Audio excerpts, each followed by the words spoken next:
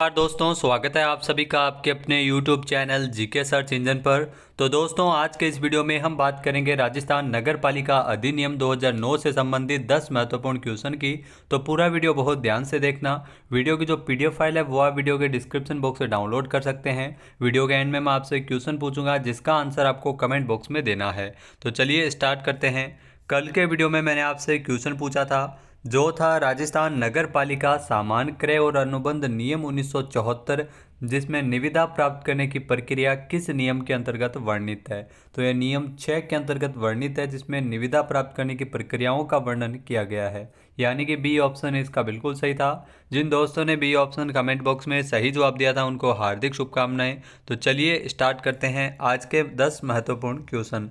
तो पहला क्वेश्चन है, राजस्थान नगर पालिका अधिनियम 2009 के प्रावधानों के तहत किसी भी सार्वजनिक मार्ग में नालियों के ऊपर बनाई गई सीढ़ियों के सिवाय कोई अतिक्रमण करता है तो दोष सिद्धि होने पर इसमें कितना कारावास हो सकता है।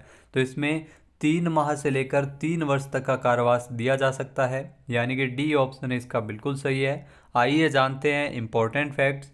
तो राजस्थान नगर पालिका अधिनियम 2009 की धारा 245, जी हाँ, धारा 245 के अनुसार नगर पालिका क्षेत्र में किसी सार्वजनिक मार्ग की नालियों के ऊपर बनाई गई सीढ़ियों के सिवाय यदि कोई भी व्यक्ति अन्य कोई स्थायी अतिक्रमण करता है तो ऐसी दोष सिद्धि पर उसे 3 माह से लेकर 3 वर्ष तक के कारावास और 30,000 रुपये से लेकर 50,000 रुपये तक के जुर्माने से भी दंडित किया जा सकेगा। परंतु न्यायालय जो निर्णय में उल्लेखित किए जाने वाले किन्हीं भी पर्याप्त या विशेष कारणों से 3 माह से कम अवधि के कारावास का दंडादेश है वो अधिरोपित इसमें किया जा सकता है। तो धारा 245 के अंतर्गत वर्णन किया गया है। नेक्स्ट क्वेश्चन है, राजस्थान नगर पालिका अधिनियम 2009 के प्रावधानों के अनुसार नगर पालिका निधि का उपयोग किस धारा से संबंधित है। तो नगर पालिका निधि का उपयोग है वो धारा 80 में वर्णित है। यानी कि बी ऑप्शन इसका बिल्कुल सही है। यहाँ धारा 80 में नगर पालिका निधि का उपयोग इसमें वर्णन किया गया है। आइए जानते हैं इंपॉर्टेंट फैक्ट्स। तो राजस्थान नगर पालिका अधिनियम 2009 जिसकी धारा 80 के अनुसार नगर पालिका निधि में समय समय पर जमा किए गए धन का उपयोग इस अधिनियम और इसके अधीन बनाए गए नियमों और उपविधियों के प्रयोजन को कार्यान्वित करने के लिए जो आवश्यक जो समस्त राशियों, प्रभारों और लागतों के संदाय के लिए तत्समय प्रवर्त किसी अन्य विधि के अधीन नगरपालिका निधि में से संदेय समस्त राशियों के संदाय के लिए किया जा सकेगा। तो धारा 80 के अनुसार नगरपालिका निधि में जो जमा किए गए धन के उपयोग से संबंधित इसमें जानकारी दी गई है। नेक्स्ट क्वेश्चन है, राजस्थान नगरपालिका अधिनियम 2009 की धारा 12 निम्नलिखित में से किस से संबंधित है। तो राजस्थान नगरपालिका अधिनियम 2009 की धारा 12 तो राज्य निर्वाचन आयोग के कृत्यों का प्रत्यायोजन से संबंधित है। यानी कि बी ऑप्शन इसका बिल्कुल सही है। आइए जानते हैं इंपॉर्टेंट फैक्ट्स। तो राजस्थान नगरपालिका अधिनियम 2009 की धारा 12 के अनुसार राज्य निर्वाचन आयोग, यह राज्य निर्वाचन आयोग द्वारा दिए गए किसी सामान्य या विशेष आदेश के बाद उसके कृत्य जो कार्यों का पालन किसी भी उप निर्वाचन आयुक्त यदि कोई हो तथा राज्य निर्वाचन आयोग के सचिव के द्वारा भी किया जा सकता है। दो ध्यान रखना, एक उप निर्वाचन आयुक्त और इसके अलावा राज्य निर्वाचन आयोग के सचिव के द्वारा भी इसमें जो उसके कृत्यों का पालन इसमें किया जा सकता है। तो धारा 12 के अंतर्गत ये वर्णन किया गया है। नेक्स्ट क्वेश्चन है, राजस्थान नगरपालिका अधिनियम 2009 के प्रावधानों के अनुसार किसी नगरपालिका क्षेत्र में किसके द्वारा उसको औद्योगिक क्षेत्र घोषित किया जा सकता है। तो राजस्थान में जो किसी भी नगरपालिका क्षेत्र में जो औद्योगिक क्षेत्र घोषित करने हेतु इसमें आपको बता दें कि राजस्थान नगरपालिका अधिनियम 2009 के प्रावधानों के अनुसार इसमें जो औद्योगिक क्षेत्र वो राजस्थान में राज्यपाल के द्वारा घोषित किया जा सकता है। यानी कि बी ऑप्शन इसका बिल्कुल सही है। आइए जानते हैं इंपॉर्टेंट फैक्ट्स। तो राजस्थान नगरपालिका अधिनियम 2009 की धारा 5 के अनुसार कोई भी नगरपालिका ऐसे नगरीय क्षेत्र या उसके किसी भी भाग में गठित नहीं की जा सकेगी जिसे राज्यपाल अधिसूचना द्वारा औद्योगिक नगरी के रूप में निर्दिष्ट करे। तो धारा 5 के अंतर्गत ये वर्णन किया गया है कि नगरपालिका ऐसे नगरीय क्षेत्र या उसके किसी भी भाग में गठित नहीं की जा सकती नगरपालिका जिसे राज्यपाल है वो अधिसूचना द्वारा औद्योगिक नगरी या औद्योगिक क्षेत्र के रूप में विनिर्दिष्ट कर सके।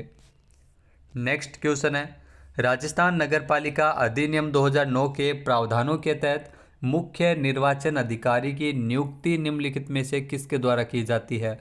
तो मुख्य निर्वाचन अधिकारी की नियुक्ति की जाती है जो इसमें राजस्थान राज्य निर्वाचन आयोग के द्वारा, यानी कि ए ऑप्शन इसका बिल्कुल सही है, और वो भी राज्य सरकार के परामर्श से। तो धारा 16 के अंतर्गत ये नियुक्ति की जाती है। आइए जानते हैं इम्पोर्टेंट फैक्ट्स। तो राजस्थान नगरपालिका अधिनियम 2009 की धारा 16, जी हाँ, धारा 16 के अंतर्गत मुख्य निर्वाचन अधिकारी का प्रावधान किया गया है और इसकी नियुक्ति राज्य निर्वाचन आयोग करता है, वो भी राज्य सरकार के परामर्श से। जी हाँ, सिफारिश से, राज्य सरकार के परामर्श से ये नियुक्ति की जाती है। नेक्स्ट क्वेश्चन है, राजस्थान नगरपालिका अधिनियम 2009 के अधीन वसूल किया गया या वसूल करने योग्य समस्त धन और नगरपालिका द्वारा अन्यथा प्राप्त समस्त धन निम्नलिखित में से किस में जमा किए जाएंगे? तो ये धन नगरपालिका निधि में जमा होगा, यानी कि सी ऑप्शन इसका बिल्कुल सही है। आइए जानते हैं इम्पोर्टेंट फैक्ट्स।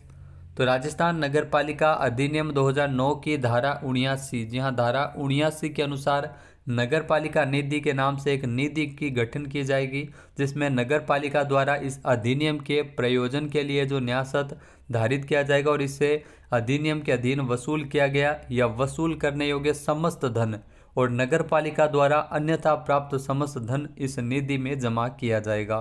तो नगरपालिका निधि यह धारा 79 के अंतर्गत दिया गया है। नेक्स्ट क्वेश्चन है, राजस्थान के वर्तमान नगरपालिका संबंधी प्रावधानों के अनुसार जिसमें करों की वसूली, जी हाँ, करों की वसूली के लिए निम्नलिखित में से कौन उत्तरदायी होगा?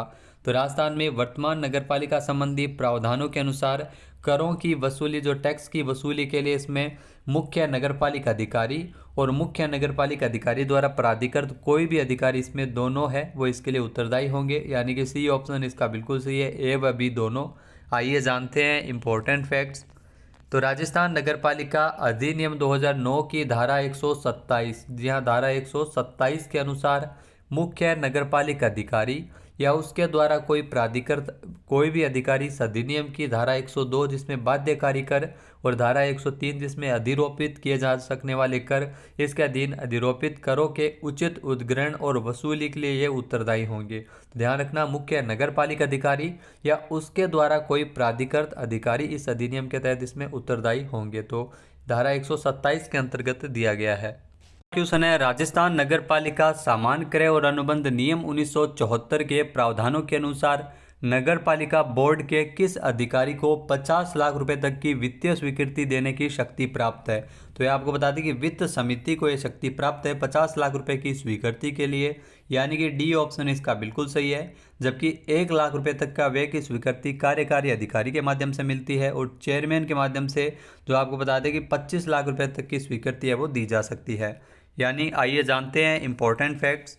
तो राजस्थान नगरपालिका सामान्य क्रय और अनुबंध नियम 1974 के नियम 14, जी हाँ, नियम 14 के अनुसार कोई संविदा सामान माल क्रय या जो कार्य का संकलन नगरपालिका बोर्ड के मामले में निम्न अधिकारियों की पूर्व प्रशासनिक और वित्तीय स्वीकृति और अनुमोदन के बिना निष्पादित नहीं की जा सकती। जिसमें 1 लाख रुपए तक का अगर व्यय होता है तो इसके लिए कार्यकारी अधिकारी है वो इसमें स्वीकृति देता है। 25 लाख रुपए तक के व्यय के लिए चेयरमैन की स्वीकृति आवश्यक है और इसके अलावा 50 लाख रुपए तक के व्यय के लिए इसमें वित्त समिति की स्वीकृति है वो आवश्यक होती है। नेक्स्ट क्वेश्चन है, राजस्थान नगरपालिका अधिनियम 2009 के प्रावधानों के अनुसार कोई भी स्कीम या परियोजना बनती है तो वह किसको प्रस्तुत की जाएगी? तो राजस्थान नगरपालिका अधिनियम 2009 के प्रावधानों के अनुसार अगर कोई भी स्कीम या परियोजना बनती है तो इसे नगरपालिका को प्रस्तुत करना अनिवार्य है, यानी कि ए ऑप्शन इसका बिल्कुल सही है। आइए जानते हैं इम्पोर्टेंट फैक्ट्स। तो राजस्थान नगरपालिका अधिनियम 2009 की धारा 176, जी हाँ, धारा 176 के अनुसार प्रत्येक विकास की स्कीम उसके विरचित किए जाने के पश्चात यथाशीघ्र मुख्य नगरपालिका अधिकारी द्वारा अनुमोदन के लिए नगरपालिका को प्रस्तुत की जाएगी। तो ये कौन प्रस्तुत करेगा? मुख्य नगरपालिका अधिकारी। किसको प्रस्तुत करेगा? नगरपालिका को।